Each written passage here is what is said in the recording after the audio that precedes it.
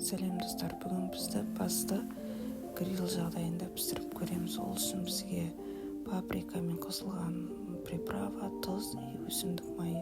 Үйде қандай приправа соларды қолдана берсеңіздер болады. Қызыл бұрыш, қара бұрыш, қолда бар любой приправамен бола береді. Басты жуып тазалап алып, осылай аламыз да жаңағы дайындалған приправамызды басқын жақсылап жағып шығамыз. Бәр жеріне жақсылап жағып, тазалап жағып шығып, 1 сағатқа қойып қоямыз. Сол кезде оның тұзы, дәмі сіңеді. Өте дәмді шығады. Кәдімгі прямо қазір хит болып жатыр ғой. Гриль жағдайында піскен деген өте дәмді болып шығады. Осылай жан-жағын бәріне құптап жақсылап жауып, салафанға ештеңеге ораудың қажеті жоқ. Просто өзін қойып қоямыз.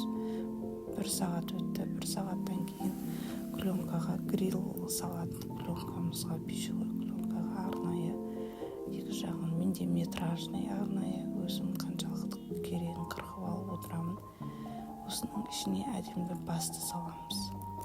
Басты салғанша духовкамызды 180 градусқа қыздырып дайындап аламыз.